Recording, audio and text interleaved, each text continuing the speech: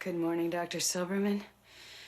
How's the knee? The real question is, what are those? Did you just have a brain fart? I know Taekwondo. Stop eating my sesame cake! You're killing me, Smalls. Fuck with me, and we'll see who shits on the sidewalk. Come quietly, or there will be trouble. Clearly, I wasn't talking to you, big titties. You cherub-looking motherfucker. While you were still learning how to spell your name, I was being trained to conquer galaxies. Forever. Forever. Forever. Forever.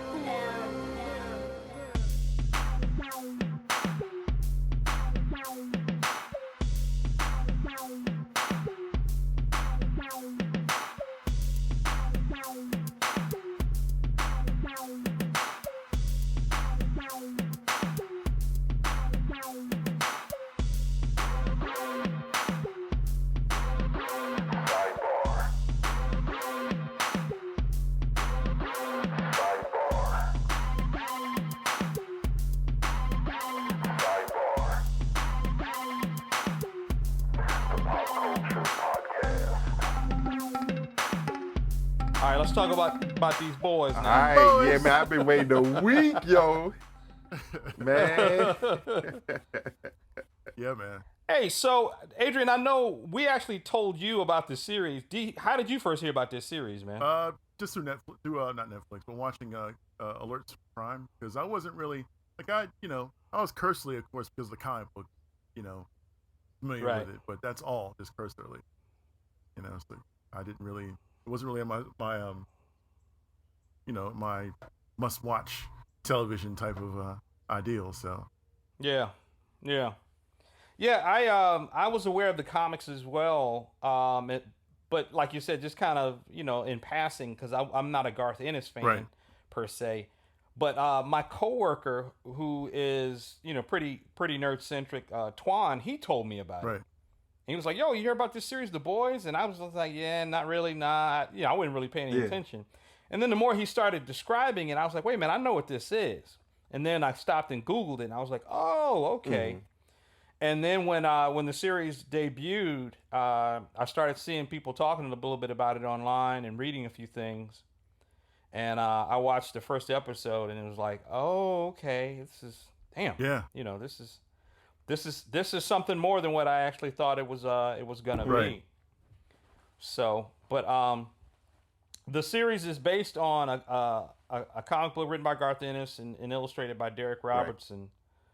Came out of about 2007, 2008? Yeah, about 2006, 2007. Because I remember I was still either working in the shop or we had just closed the shop, but it was starting to come out. Like I remember seeing the first issue come through the store. Okay. And it was very popular, as I recall. You know what I'm saying? It was.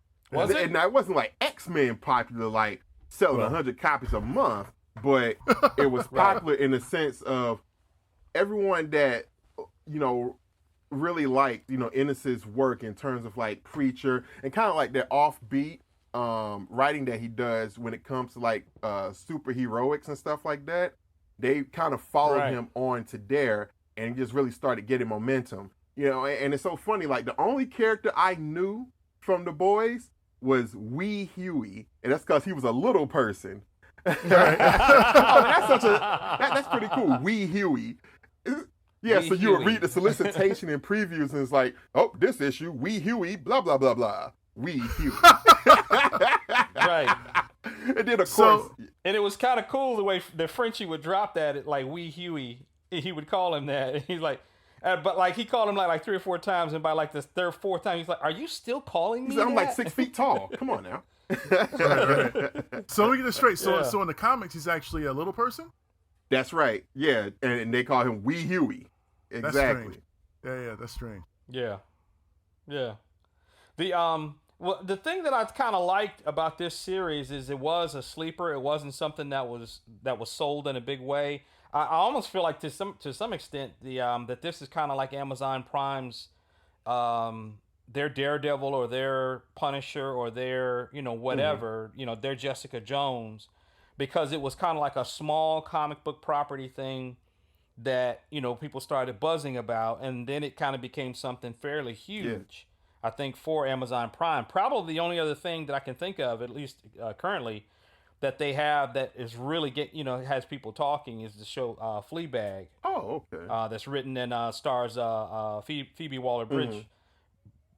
It's either Bridges or Bridger. I think it's Bridges. But I did like the fact that it wasn't a big fanfare around it. Right. And then it just was like people just said, "Oh, this is good. This is interesting. This is really better than I thought it was going to be." And then my first instinct is thinking, okay, well, this is going to be like another post Watchmen take on superheroes, which it is. Right. You know, this definitely prays in the church that Watchmen built, but it goes farther with it to me because it was like, oh, they're really exploring this idea of superheroes and having corporate ties, almost treating them like athletes where, they get traded from city to city, or, they're over here, now they're over there. And, there's a social media rating. So there's almost like they're influencers in the modern sense. And also the idea from that, like, these are, just average people who have superpowers. And to me, the overall thing is that just like anybody else, they get sick of their job. You know what I mean? Interesting. Like, they get tired of going to work. They get tired of having to put on the work face. They get tired of having to deal with the public, who is their customer to some extent. And I thought that was an interesting thing, because that's not something that we really saw in Watchmen. Watchmen was more concerned, I think, with like a deconstructionist kind of an approach to the whole superhero mythos. Now that I think about it, I think that there's one small like antecedent to The Boys, and it's nothing major, but I think about that miniseries by Howard Chaykin, Power and Glory, that came out in the mid '90s. And it kind of touches on similar themes, because the Superman analog in that, his name is Powerhouse, and he's owned by a corporation. And so he has TV deals and things like that, but he's scared to be touched. Like, he has a phobia about germs and everything. So he has a human handler who does all the dirty work for him. Nice. And as I was watching The Boys, I was thinking about that, like kind of like that relationship between non-powered humans and then these superhumans, and just how in The Boys you really get a melding of that, like, in the actual world, even though this is a totally fantastic world or whatnot, in an actual setting like that, the thing that was so jarring, and spoilers for anybody who doesn't know already. Wait a minute, if you don't know it, why are you here? That's what I'm saying. Yeah, that's true, but you never know. Right. But the thing that was so jarring, and they started out early on, and it really, really establishes the kind of like the overall theme, is when Huey's girlfriend Robin gets just vaporized, literally, exactly, just vaporized. Like she's not there no more by A-Train, who runs through her. And you wonder about that, like the physics of it and everything. Yes, unfortunately, that would probably be something that would happen, sooner or later, if someone had that type of power and were existing within kind of like the real world context, so to speak. So you have this element of collateral damage, just humans just going about their everyday lives, but they're caught in the maelstrom of like these superhumans. You know what I'm saying? Like in the comics, usually when something happens, Superman comes in and scoops everybody out the way. And he saves that little cat too, that type of thing. But not in this world. It's like you almost have to live within it, knowing that, man, if I step off this curb, somebody might run into me, just like randomly, Yeah. And even like Huey's reaction to it, and then like he can't believe it, he's in shock. And then A-Train's reaction, which is pretty callous, like, "Hey, dude, sorry, I'm trying to save the world. Gotta go, bye." Right, and he's just out of I'm there. pursuing this bank robber, whatever the case was. What lie was he told? Instead of you're pursuing your fix, what you're pursuing. Yeah. Freaking addict, Right. and then you find out that he's essentially a drug addict, and that he's either going to cop or he just copped and he's high out of his mind, and that's why this happened or whatever. But and for anybody who doesn't know anything about the series, that's essentially what it is. Like Adrian described, it's a bunch of meta-humans or superhumans who move amongst the regular world, but they have very real-world attachments and very real-world connections and expectations. And expectations are upon them in the same way that they are upon like professional athletes or entertainers. They have to make appearances, they have to do junkets, they have to go here, they have to put on a certain kind of a face in front of the media. It's very much like being an entertainer or being a professional athlete, but you're popular because you have superpowers. And I think the thing for me that I really like too is that there were the characters were a play on certain archetypes. So you have Homelander, who is kind of like like the ultimate patriot, God and country, the ultimate nationalist, Superman, the ultimate capitalist. Superman and Captain America, who's right, super, but at the same time, his loyalties to these things get called into question. Or he calls his connection to these things into question when he starts to gain more information. So he gets a certain amount of disillusionment. But because he is essentially a god, he's like, well, if I break from this, I will just be. It's like Dr. Manhattan. I will just be above these people. He even talks that way. Yeah. Yeah, well, like they're a nuisance. Well, I mean, I think it's because he was isolated as a kid. I mean, you got to realize he was probably the first successful experiment of creating a superhuman, and this is what I gather from the show. I could be wrong about that, but it seems like he was the first real successful, full pedigree superhuman that had all the abilities they were trying to, I hope that they're trying to force into these kids, or they were born into it. Actually, he was born into it. He was a child. These other ones, they would take little segments, little snippets of not Citizen V, but of Compound V, Compound V along the way.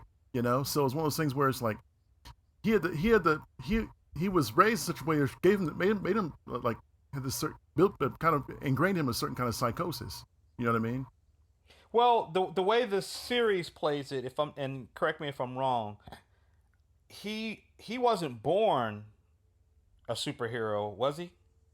It seemed like he had it seemed to me like he was an infant, and he was in this room, and they isolated him. Had a cell. Yeah. So, well, I think he was the one where he was created in a lab. Like, in other words, the Compound V, all of it, the training, the whatever, all of it, they had full control over him as a baby. All the other babies were just simply given Compound V as babies, and then as they developed, then these powers came to the fore. So, like a guy like A-Train, where he says, he basically lived in the hood, and there was a shootout, and he outran the bullet, and that's when he realized how fast he was.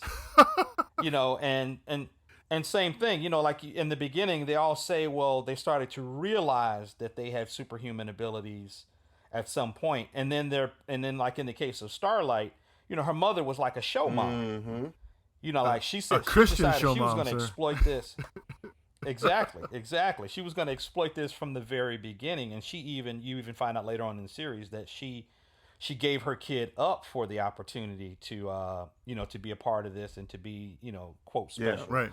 But I liked Homelander as like the kind of ultimate patriot, who finds out that the people who are behind the scenes don't necessarily have his best interests at heart.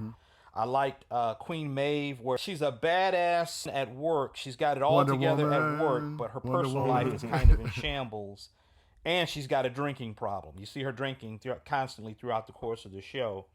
And even Starlight, which they took that one, the naive person who thinks, I just want to do good and save the world and be a good person. And then, you find her, she gets sexually harassed successfully by the Deep. But she gets sexually harassed by him, and then she becomes disillusioned as this kind of small town girl from who goes to the big city to make it. Yeah. But they kind of turn that on their head, where she doesn't like run with her tail between her legs. She fully embraces what she did and owns what she did with the Deep, and then she actually takes, control of her career from the other people and says, from the people that she's working for, and doesn't allow, her situation to get out of control. Mm-hmm. But anyway, I just thought those were all very interesting and well done, and I think the whole show is really well cast too. Very much so. Oh yeah. No, don't you find that the Homelander, in terms of who he is as a person, how he's characterized and what he looks like, does he kind of resemble Marvel Man to you? Yes. In a lot of ways. He looks like Miracle Man to me. Like, and so I was like, wow, this is kind of like if Mickey Moran, who became Marvel Man, who swapped dimensions with Marvel, whatever he was, if he were a little more psychotic and had more of quote unquote nasty man in him than Marvel Man, this is who this character would be. Kind of like this overall this person who has a larger than life ego and doesn't really give a shit about humanity. He's just here to perform a duty which you think is necessary to elevate his numbers and keep his standing in the company. So, because he was always the alpha male. I mean, everybody else was underneath him. And everybody he was else kind of a bully too. Him and, when you're omnipotent like that, it's like, shake you down, because it's like it's like having literally the elephant in the room. Notice how everyone's reaction is to, Homelander. If you want to think about it, going along with Swain's, posit of like, thinking of these characters in like a workplace situation, Homelander would be like that senior partner who could end you. He's that senior partner who could end you. You know what I'm saying? Like, you could be goofing around. That's excellent, Adrian. Yeah. Because I've gone through that working at a law firm. Everybody's, chill, we talking and everything. But when that senior partner walks in, everybody shuts the hell up. It's like, oh man. So he walks around, well, what's going on with this? And just that the menace, the threat, if he lays his hands on you, in Homelander's case, he can crack your neck with a pinch. Just the menace of him is just so overbearing. It's just unbearable. I like when he was like, some of you're getting sloppy. You're getting downright irresponsible. Oh shit, somebody. But not you, Black Noir. Yeah. You're great, Black Noir. Right? Black Noir ain't got a damn thing to say. Literally. Exactly. He never does. But yeah, I just thought that was so interesting when you look at it in terms of, kind of backing back from the superheroics for a second and really look at it like a workplace relationship, how a lot of that really evens up to like how you see in our own workplaces or our own experiences like that. Like, damn, I know that person. I know him. I know her. You know what I'm saying? Or you've come across somebody like that.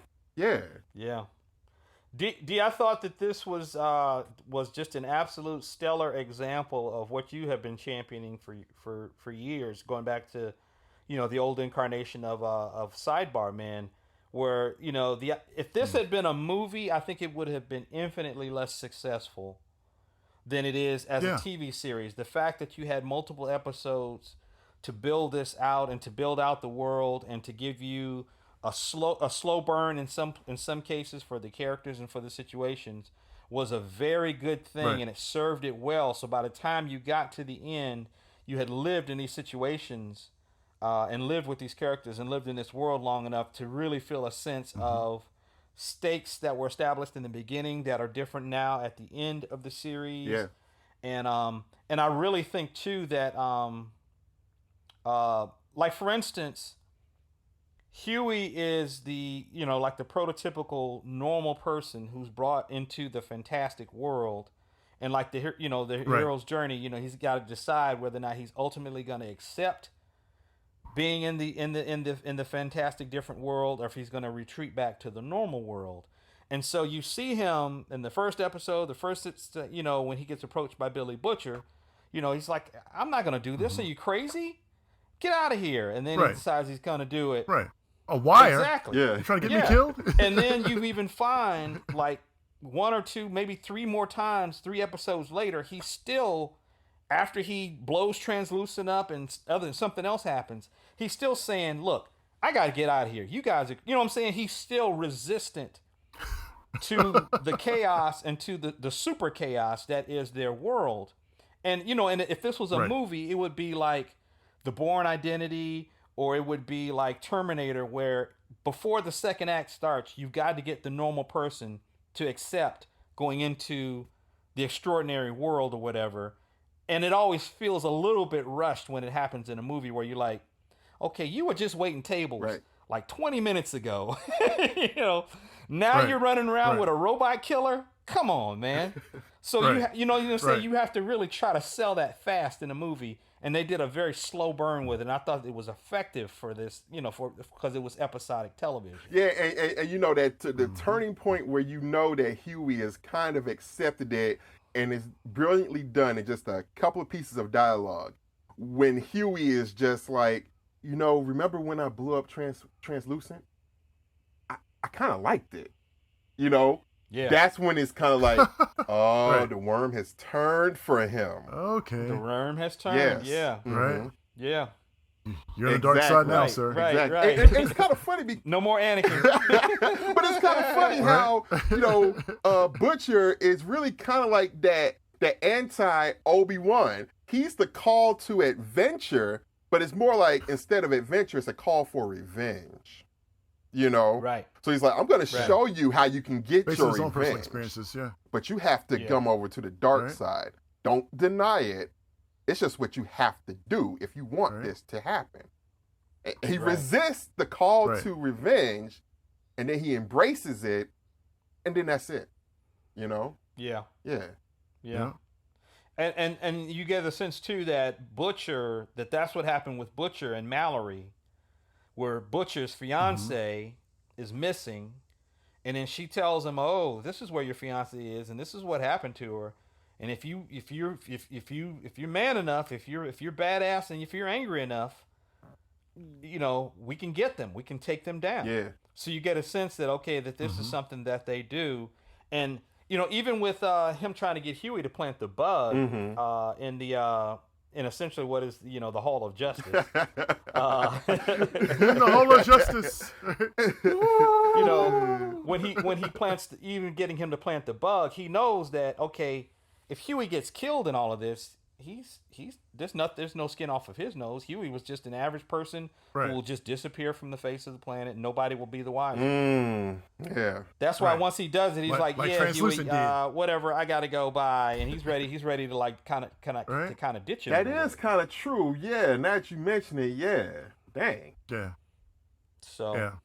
It's he'd be collateral damage in the war that he has on the 7. So that's just there we go. It boils down, There we go. It's But kind of sad. But I thought it was very cool how they also introduced, in the midst of Huey's quest for revenge or whatnot, that they introduced Starlight as kind of his tether to it, and then it gradually builds romantically, but it starts off as like a friendship. It was like, well, maybe these soups aren't as bad as I thought.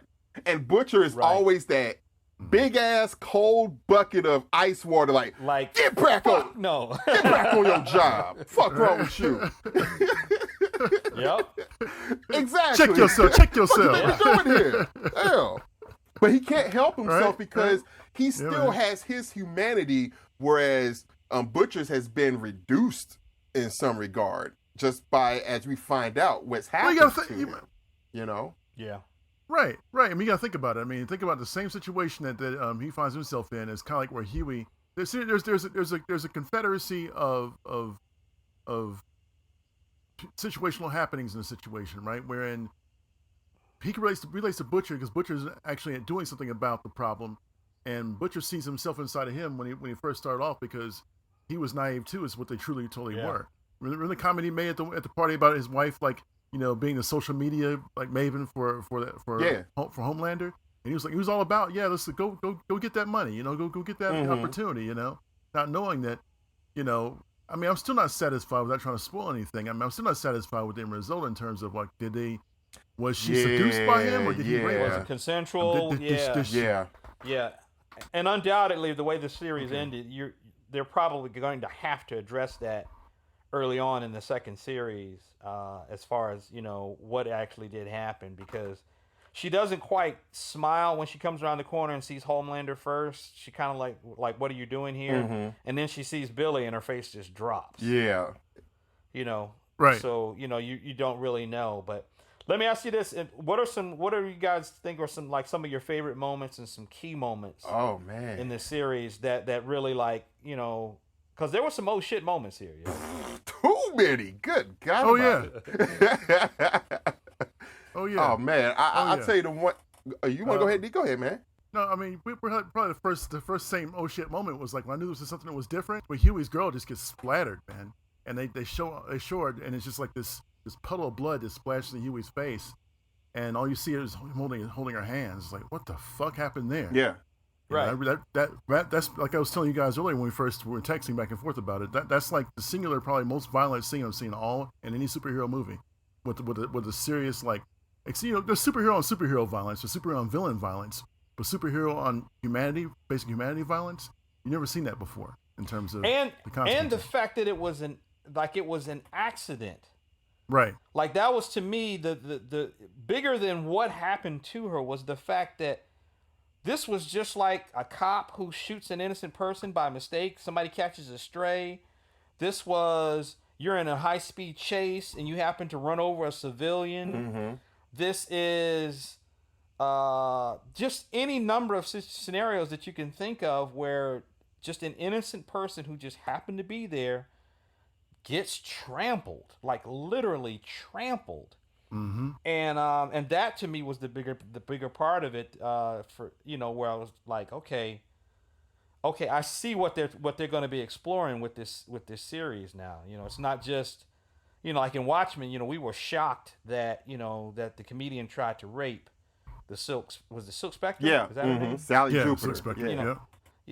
Tried to rape Sally Jupiter, and we were shocked that he became this kind of, like mercenary and like a SWAT cop or whatever, all those things. But this was just, this was an accident, and oh well, like he had to fucking basically like beg them to make A-Train come back and apologize. Yeah, right. And the thing that sold that moment even more to me is when A-Train is like joking about it afterwards. He was like, man, dog, that girl I ran into, man, I think I swallowed one of her molars. That made me sit up in my seat like, wow, the detail. Like a bug on a windshield. Yeah. Yeah, man. A bug on a windshield. Couple other key scenes for me, like in the beginning, was the fight with Translucent in the AV store. Yeah. Where, he's fighting with Butcher, and Butcher can't see him, so he's getting the best of Butcher. But then Butcher spits some of his blood on Translucent. Well, now I can see you, motherfucker. Exactly. Now it's on. Right. And I was like, okay, that was smart. That was good, and that was smart. Yeah. And even like when Butcher tells him, you dumbass, he said translucent doesn't even mean invisible. It means semi-transparent. Yeah. Right.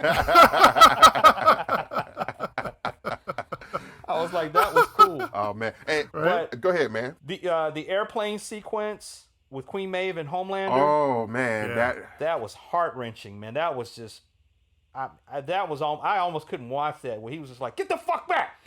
I'll lace every one of you motherfuckers. Get the fuck back. And isn't that so crazy how in getting rid of the terrorist, he became a terrorist almost. Like the same way they were trying to blow up that plane, he was in reverse doing the same thing. And the whole dialogue the whole time was just like, oh my God. It's the type of thing that can only happen in a superhero comic.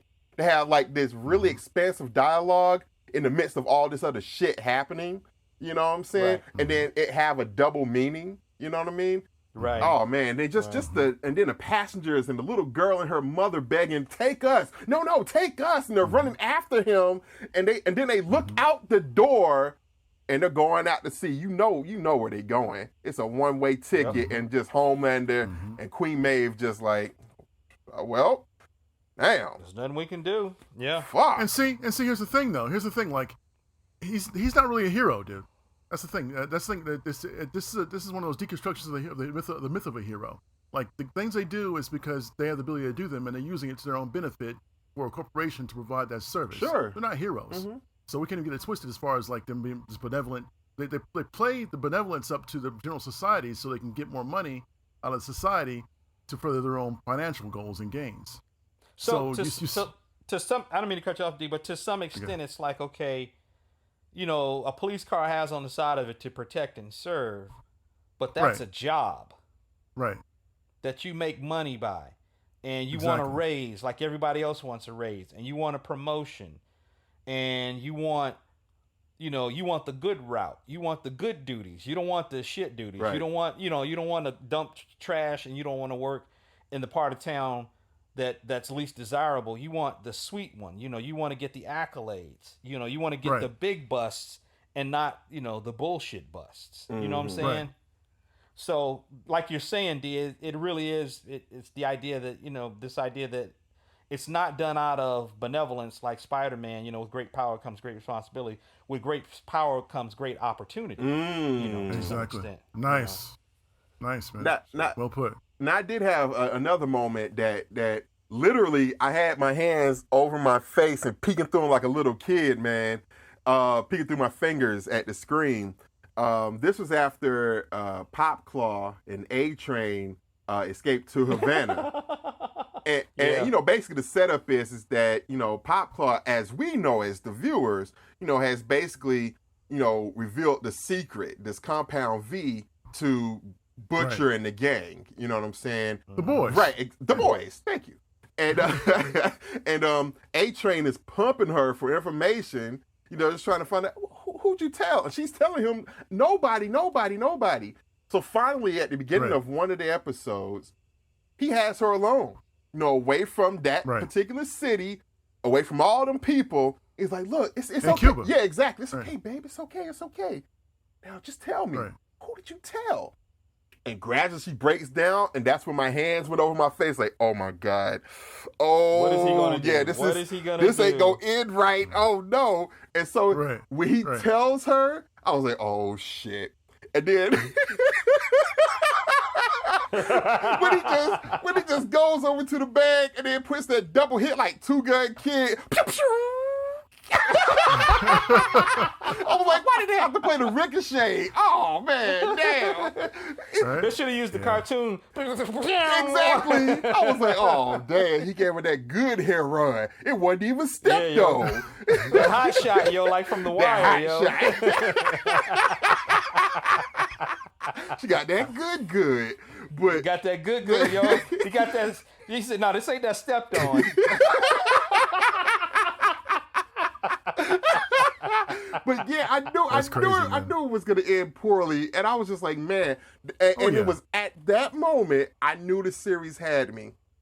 It was at that moment I knew I fucked up. You know.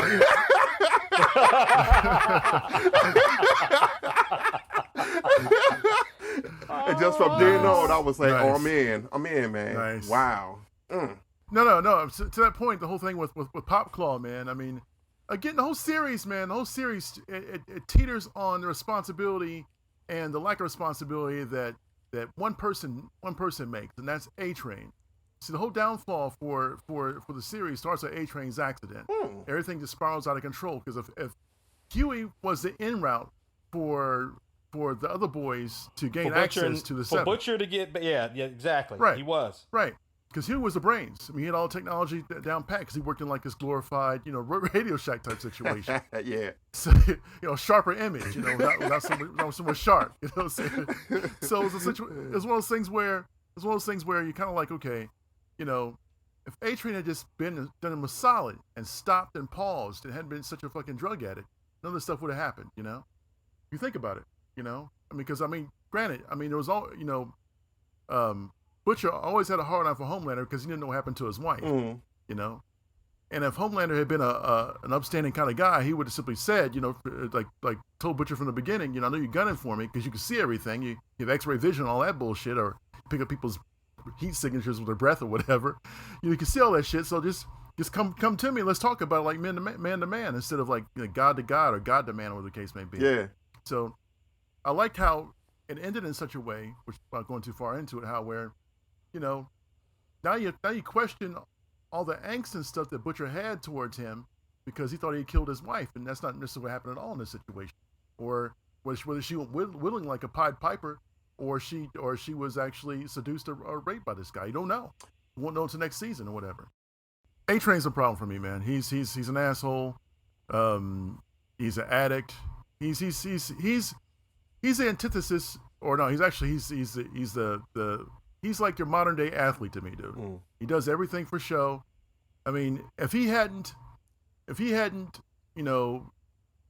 put his girl first in this situation, she never would have been in a situation to where she was to be blackmailed by these dudes.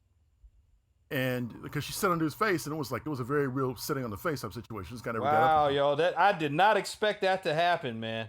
You know, I did not see that coming. I was just like, oh my. You know, the two scenes that were crazy to me were when they were running from the agents. And Butcher used the baby with the laser eyes as a gun. When he took them out, I was like, "Oh my God, are you kidding me?" Oh man! But the second sequence that really threw me for a loop, where my wife and I were both like, "Ooh," was when the Deep brought that girl home to his hotel room and got his gills pushed in, yo. Oh yeah. She was like, take that, you fucking freak. You freak, you like that freak, huh? He was like, nasty, oh God. Oh man. Right? You know, it's funny that when you bring up the Deep, you know, it kind of has this analog, obviously, in Aquaman, and being that, it also has an analog in, you know, just, you know, actual geek circles of Aquaman kind of be taken for a joke. Right. Anyway. Correct. So when you look at the Deep being taken for a joke within that particular world, it's crazy. Then they extrapolate it into, okay, if Aquaman actually knew he was being taken as a joke, how would that make him feel? And they kind of parlayed that with the Deep. You know what I'm saying? And going back to that workplace analogy, it's the guy at work who he just gets along. Like he's you know, he that guy that joke around the water cooler with you. He kind of sleazy, you know what I mean? But he mean well. You know, he be hitting on everybody. But that dude got some deep-seated problems. You know what I'm saying? He got some self-esteem problems. And he's always trying to go out on a limb like, man, look what I'm doing. Rescue the dolphins. dolphins. I just brought this in for the company. Look what I'm doing. They're like, man, it's not good enough, man. Man, you ain't doing shit. And then he finally gets fed up and decides, okay, I need to make a drastic change in my life. What do I need to do? You know what I'm saying? That type of thing. Yeah, man. Yeah. Look, the funniest part was when they found Translucent's remains. He said, well, a friend told me to go look. He said, no, it wasn't a friend. It was a fucking porpoise. Oh, yeah. Damn. And what about... Your friend is a fish. And what about that scene where he kidnapped the dolphin from that? Yeah, yo, had Flipper in there, yo. Yeah, he talking to him and Flipper, they're talking back. But look, Flipper was like, look, when we get out of here, I want to get with you, Deep. I want to get with you. He was like, look, we can talk about that later, Flipper. Is it in the blowhole? Oh, for real? Oh, for real though? Okay. Oh, wow. And then when it really is. When he breaks the van, and then Flipper just kind of goes launching through the windshield. Do. Bad. I was like, oh man. That was horrible. Exactly. That's some Garth Ennis black humor for your ass. Truly. The two other favorite sequences for me was when they came and their first interaction with the female when she was caged, and they let her out, and the dudes came running in the room and said, "No, close the cage," and she ripped those dudes limb from limb. Literally. Yes. I was like, she was punching through their guts into their spinal columns. I was like, jeez. Yeah. It was rough, man. No, and getting back to Homelander again, man. There's this rescue operation. They had opportunity. Well, it was a terrorist hostage situation where the rifleman was upstairs in the tower, or whatever, and Maeve had under control, you know. And what does he do? He loses control again because he's got this whole strange. Well, I don't think he lost control, D. I think he just intended to impose himself in the situation. Right. Like he was just like, okay, I would rather have a conversation with Maeve than have to deal with you, and just punches that guy in the chest all the way into his chest cavity. And pulls his heart out, Yeah. Pulls his heart out, Like that was unnecessary, man. Obviously, But my thing I'm saying was that it seems like as though his psychology, based on how he was raised as a child, keeps coming into play with this because he had a thing for what was the overall boss that was played by Elizabeth Shue. Elizabeth Shue, yeah. What was her name? I forgot her name.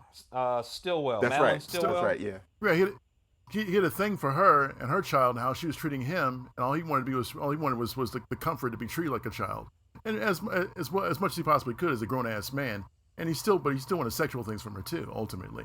So it was like she was using her feminine wiles to control him.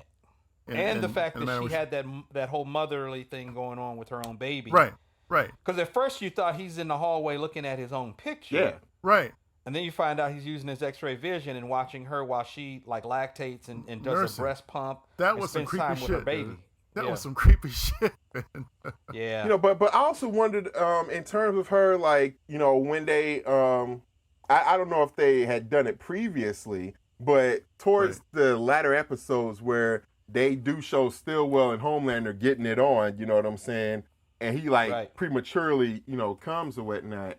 And look, Homelander is a member of the Minutemen from the Watchmen. The Minutemen. Damn, yo. Nice. But I was wondering in that regard, like, okay, is it just for sex, or is she kind of mining him so that she can have another superpowered baby? I wondered that too.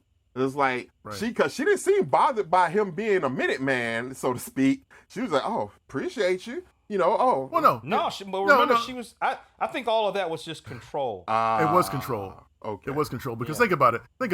And she says, "Oh, you suck in bed." I do what? Burn. I get these laser eyes for you. You felt that though, didn't you? You know what I mean? Which also, you know what I mean? His ego is not to be challenged, man. You challenge Homelander's ego, that means death, man.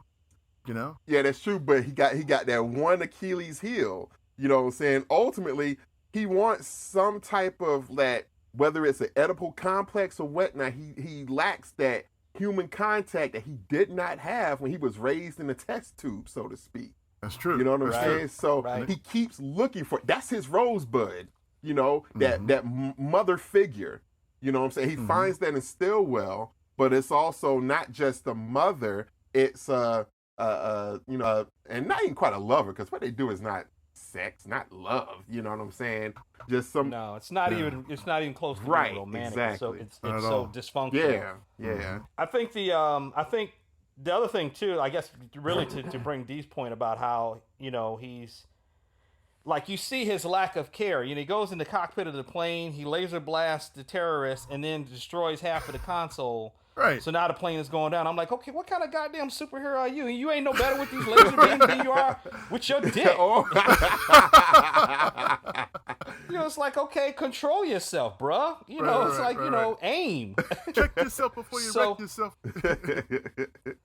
But I thought that the death scene with Stillwell was hard to watch too, because it was just like he just burned her skull open. Until her eyes just melted in the back of her head, and her head was like hollow, just like it was like somebody threw a grenade in an old bunker, and it was just all blown to pieces on the inside. It was just burned out on the inside. It was like, ugh. Yeah, he did. He did. And then he was like, now what was that plan again? He was like, oh well. I don't know. I ain't got it now. He did a laser-eyed Roy Batty on her, yo. You know Roy Batty from Blade Runner? Yes. So why do you do this for me? Tell the truth. Because I'm afraid of you. That's what I thought. Yep. But how you gonna lie to this dude? Right. Look, it ain't been that many years. How you gonna lie to him and not have your story straight? Right. Man, and you know what else about that scene too that was very interesting? It's kind of like how, and you can find comparisons of this to like certain scenes in Tarantino movies or even in Boogie Nights towards the end where Mark Wahlberg and what's his name? Thomas Jane go. Burt Reynolds? No, Thomas Jane. Oh, they go to that dealer's house and right, the kid right, is popping firecrackers. That's what I felt like was the tension in this scene. Almost like having that baby cry in the background was kind of the metronome for the scene. And she keeps mentioning back to it, can I take the baby? Please take the baby upstairs, Homelander. Take the baby And upstairs. he's like, no, we're going to settle this right now. So the baby is almost like that ticking clock, that metronome to keep the tension of the scene going. You know what I'm saying? That thing that's there, like the firecrackers were that thing that's there that shouldn't be there. Exactly. And it creates that tension in the situation. Same thing with the baby crying. And it's like, okay, this is the thing that should not be there. And now I'm with her. I want you to get the damn baby out of the room as a listener or as a viewer so that I can really, and it just adds to the tension. I agree with you, man. ratchets it up to the point where it's unbearable. So then when Butcher is just like, well, fuck it, and he just detonates the bomb, ostensibly, the baby's dead. The baby died in a blast. You know what I'm saying? Yeah, right. Collateral damage. Exactly. Collateral damage. And it's like, damn. But the thing is, though, because you had emotional attachment to the baby throughout the entire series, that paid off. But ultimately, in terms of like bodies being dropped in here, my first experience was like really starting to hate Homelander was when, he's flying outside of the senator's airplane. Yeah. Because he threatened to expose the mayor of Baltimore. That's right. It was the mayor of Baltimore. Baltimore. Yeah. He threatened to expose Compound V. Right. It was Baltimore. He lasered him and shot down the plane. That was the first time I knew, okay, this guy is not anybody's hero, dude. You know? Yeah, he was a savage, yo. He was, man. He was a beast, dude. And the guy that played him, He was a savage. I would love to see him as if they do Marvel Man, Miracle Man, he's the dude to play it, dude. Well, he's kind of already done it now. I mean, that's true. This is kind of like it. That's true. So, yeah, that's true. They couldn't really do it, and this is really written really well for him. I mean, again, I think the cast is in this has been really superior. Everybody, there's almost no weak links. From the boys themselves, the guy Laz Alonso who plays Mother's Milk or Marvin, and the actor who plays Frenchie, the actor who plays the female, even though she doesn't get to speak, but she emotes very well. Much, yeah. Right. Starlight, Homelander, the Deep, even Queen Maeve is actually pretty good, even as kind of like this Wonder Woman analog too. So. Let me ask you guys this. I was going to ask, do you all think you all have like a favorite character? Like just one favorite character or one favorite performance that stands out to you? That's a good question. I would go with Huey. And I know that seems like the go-to answer, but, the guy that plays Huey, Jack Quaid, he is very, very good as far as playing the different emotions. You know what I'm saying? Like, he really is that everyman, but he also, you get the sense of, too, he also plays the elements of, when they're in the planning stage of, doing whatever they're about to do with the cape or whatnot, or speaking with the characters themselves. Like, they're always, like, segments where he's off with one of the boys by themselves and they have like a dialogue, and he's good in that, and he plays the everyman to each of them because each of them has experience in doing this type of thing, whereas he doesn't. So it's kind of like the conscience of them, and then they relate back to him like, well, this is why we do it, but I kind of see where you coming from, but you're in the fold now, so you kind of got to get used to what we're doing. So for me it would be Huey. Yeah. Well, I don't know, because I say for the boys side of things, character wise, I would say it would be Butcher, because Butcher, he was the guy that was ultimately the one that was trying to get everybody to work together and the ringleader when it comes to everything, and I think maybe also because. I mean, his allusion to the Spice Girls is hilarious, dude, I mean, I was wondering where he was going with that. Yeah. Right? Really. Right? Wrap it up, Butcher. Right? But it works really well. It's actually really good statement in terms of teamwork and whatnot, and how separate they all kind of suck, but together they're magic. They work real well together. So I would say Butcher, but I actually liked Frenchie's arc too, because Frenchie, like when you first met Frenchie, okay, why is he going to this terrorist-looking motherfucker in this warehouse? Yeah. Where you know it's not going to end well for him being in here. Like he's going to go here, he owes this guy some money, or he's got to collect the debt, or this is an arms deal or whatever. Didn't think for a minute that he'd be the one he was trying to like bring back into the team to make him work together with him. And you felt for Frenchie, man. Frenchie was kind of like, I mean, the guy who, like he didn't have like. He had a nice he had a nice girlfriend who was there, who was down for him and stuff, but his ride or die or whatever. But he put her in a situation where, you know, they had to burn everything to get the hell out before the government came along and wiped them out, man. Mm-hmm. And I think, you know, a situation where now he's falling for this superpowered girl because he relates to her in the situation she's been in with, you know, being abused by captors, and he made this whole narrative that wasn't necessarily even true for her at all. So. I mean, it was true to a certain degree, but it wasn't his narrative. But he related to her based on that. I kind of like the idea that he was this guy who was capable of changing and relating to different narratives and things of that nature. So, like, he saw the good in her, even when it wasn't possible to see the good in her. Mm-hmm. You know, like she was this violent animal being caged, so they thought, not realizing she was abused and got to that point and was reacting totally out of need to survive and necessity. To survive, yeah. You know, so I like that. I like that. That was good for me. I mean, it's easy to go to like some of the seven. The seven are easy to go to. Like I like Translucent, you know, for various reasons. Even though he was an asshole. I mean, but the idea of this pervert guy, waiting for everybody to use the restroom so he can watch him undress and shit. It was like that's some sick shit, you know. But yet you're a hero, you know. I thought it was interesting with Translucent, and I related this to you guys when we were chatting back and forth earlier in the week. You know, Translucent is kind of like that magician, David Copperfield. You know, he's dark and mysterious. He can disappear, so to speak. Okay.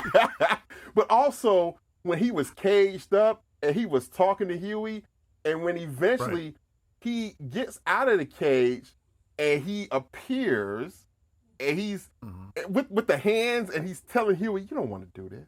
Come on, you do this, they'll be on you like, you know, whatever." You know what I'm saying? Right. And even as a viewer, I started to believe him. Damn, Huey, maybe you don't want to pull that trigger. He do have a point. He is kind of right. Right. So like, kind of like that David Copperfield type of, you know, I'm the master of illusion, not only with my powers, but also I can speak to you and make you think another way. I'm that convincing. Right. Like he was very good. Very good. That Jedi mind trick. Exactly. You don't want to kill me. Exactly. These are not the droids you're looking for. right. Exactly. I really liked, as far as the seven are concerned, I did like the Madeline Stillwell character because the fact that she was a mother, she was an older person, you know, as that kind of Maxwell Lord? Yes. Who's in the Justice League, you know, this kind of corporate figure or this kind of, you know, figure behind the scenes that's not super powered, but it seems to be controlling things. I thought it was an interesting play for her to be like a mother and to have that weird relationship with Homelander. And the fact that, you know, they didn't have physical control. She didn't have physical control over these characters. They didn't have like a chip in their neck that would blow their heads off or any kind of electroshock or anything to make them do or be what they needed to be. They had to be treated like athletes or like entertainers, and they had, you know, like she had to fuck with their minds to get them to do the things they needed to do. And the ultimate example of that was Homelander. So I liked the play on that kind of character by Elizabeth Shue as Madeline Stillwell. I did like of the boys though. I think my favorite character was Mother's Milk. Okay. Because Huey aside, Mother's Milk was the conscience in the group. He really was the one who would say, "Hey, this thing went really bad before for Mallory and her grandchildren. So I don't want to be involved in no more shit like that." You know. He was the one who was looking at the situation and would assess it for what it really was, for its real world consequences to him. you know, I got back with my girl, you know, we have this, you know, we have a child together. I'm trying to keep a normal life. And then he goes in and gets back in with these guys. And I just like the way that Laz Alonso, who was playing, he was playing a black man, but he was very thoughtful. He, you know, they could have played him as the hard thug. I'm the guy with the explosives. You know, I mean, he could have just been like a really two-dimensional write-off. But, you know, he told Butcher, he said, look, you know, the last time, you know, this happened to Mallory's grandchildren. He says, you know, this is my neck on the line this time, and I'm not trying to fuck it up for my lady and for my kid. A child, right. And then when it does end up happening, you know, and you see his girl walk out, she says, I never want to see you again. You're never going to see your child again. And he just immediately goes and speaks to his daughter because he knows, okay, look, this is the most important thing I can do is to say something to my kid until I get out of this situation, if I get out of this situation. Right. And even when he was telling Huey, they were having that moment, that heart to heart, in the van before they went to the race, and he told him, he said, look, you know, once you accept this, you know, it's a lot to swallow. It's a lot that goes along with it. Right. And he said, you know, there's no turning back from it. You know, if it feels good to you, it's going to continue to feel good to you. So you really need to assess, you know, why you're here and how long you're going to be here. But I just thought that his character was portrayed really well, and he's not a bad actor, but I thought they gave him a lot of heavy lifting to do, and I thought he did a great job. Right. With it, and I think that they wrote like Frenchie, and they wrote Mother's Milk, and they wrote. As a matter of fact, Butcher is probably the most uninteresting of that gang. Like, we don't know anything about the feet. Right. Well, I mean, to me, and all, you know, he's just kind of like, I'm mad and somebody's gonna pay for it. He's the character in every Garth Ennis and a lot of those British writers, the bad British bastard. You know what I'm saying? Exactly. That's what he is. Exactly. And Adrian, you said you really like Huey. Huey is Jack Quaid is Dennis Quaid and Meg Ryan's Yeah, I remember son. you telling me that. Yeah. Okay. Yeah, and I actually saw him in something else and didn't realize then who he was. He's in that movie Rampage with Dwayne Johnson, The Rock. Oh, with the big about the giant animals. gorilla. Yeah, exactly. He's in that movie. He has a very small part in that. It doesn't matter that he was with The Rock. Yeah. I had to do it for Adrian. Good. Hey, but to conclude, I want to ask you guys, in terms of there were a couple of key places where they kind of turned, like you said, they kind of turned as a viewer, they kind of turned your perspective a little bit and kind of made you, maybe I don't quite feel that way about this situation. When Huey is arguing with A-Train, and A-Train says, no. He said, when I killed your girlfriend, that was an accident. You put my girl in harm's way intentionally. Yeah. And I was just like, that is kind of true. Yeah. I mean, granted, he was a drug addict who was hopped up on drugs in a public setting, and somebody ended up dying as a result. So, I mean, he's a piece of shit. I'm not saying he's not a piece of shit. He's definitely that. Yeah. Right. But he did make the point that, again, you know, my situation was manslaughter. You took her and you basically put her in an undercover situation, and then I had to kill her. You know, anyway, the whole thing was twisted, but I did think that he did rightfully place some culpability on Huey and the boys for what happened to Charlotte, aka Popclaw.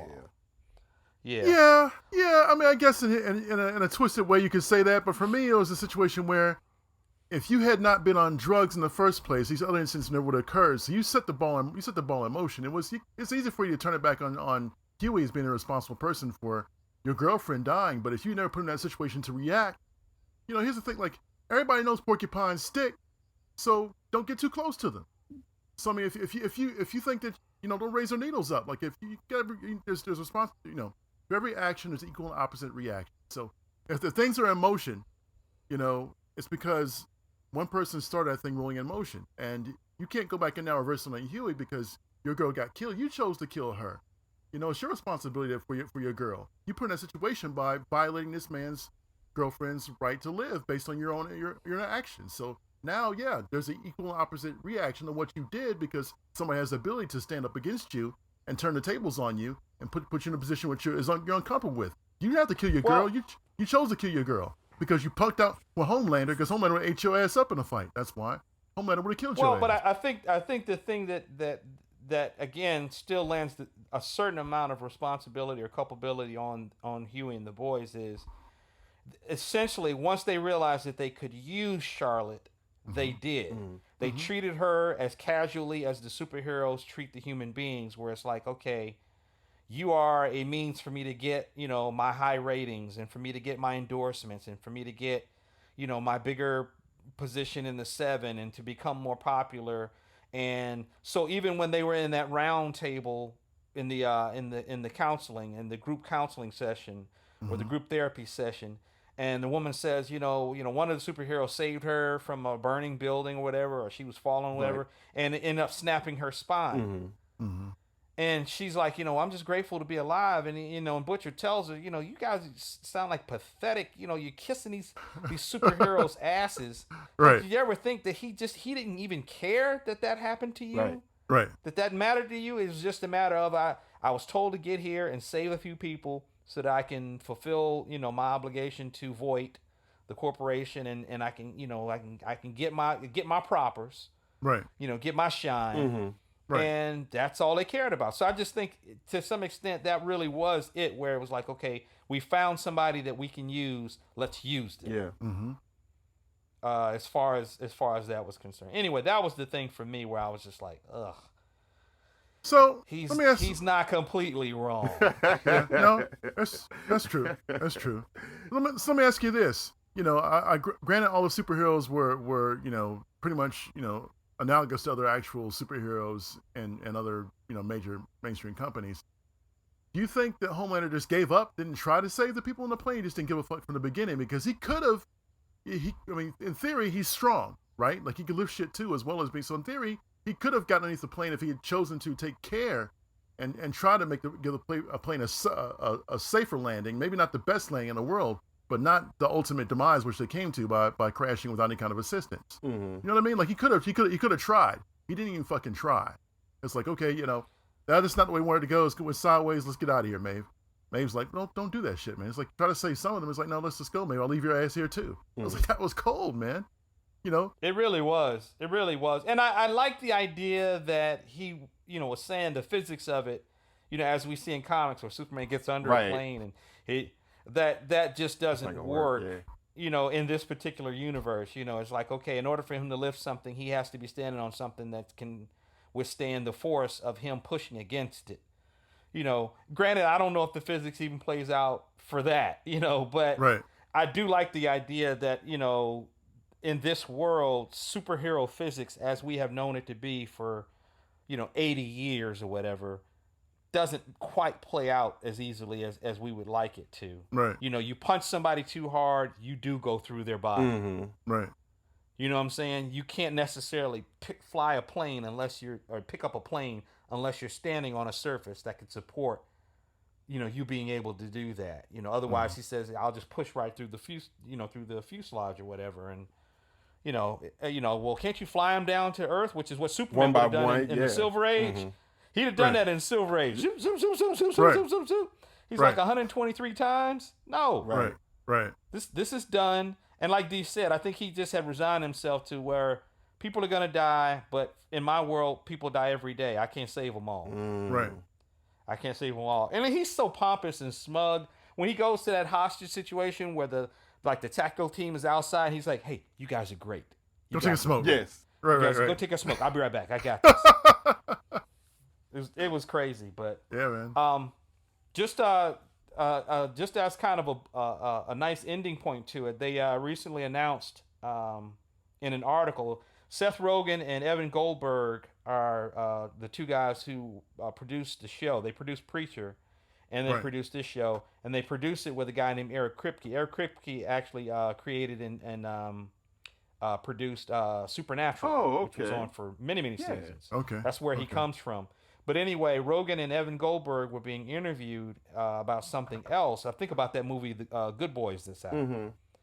And they were asked about The Boys, and they said, well, the second season is already in production. They've seen a rough cut of the first episode, and they said, we're really excited about it. It's really good. They said everything is ratcheting up. There are new characters. There are more characters.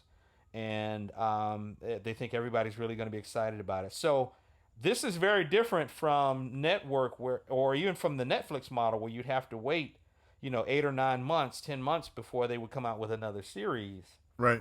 I think the idea of on-demand watching and binge watching, whatever you want to call it, is creating a different model in terms of, okay, well, look, we only did 8 episodes. Right. Let's just do 8 more. Mm-hmm. Let's just go ahead and do 8 more really quickly while we still have, this is a large ensemble, while we still have their schedules available, before they blow up, like with the Game of Thrones, too much time passed. When I'm getting a movie and become the next, the next James Bond, and it's like, okay, well, no more Homelander, or no more The Deep. That concludes this episode of Sidebar Forever, hosted by Dwight Clark, Swain Hunt, and Adrian Johnson. You can find us online at sidebarforever.com. Any emails or questions can be directed to us at sidebarforever@gmail.com. And also, subscribe to us on social media. You can find us on Facebook, Twitter, YouTube, and Instagram. Sidebar Forever is copyright 2019. Dwight Clark, Swain Hunt, and Adrian Johnson.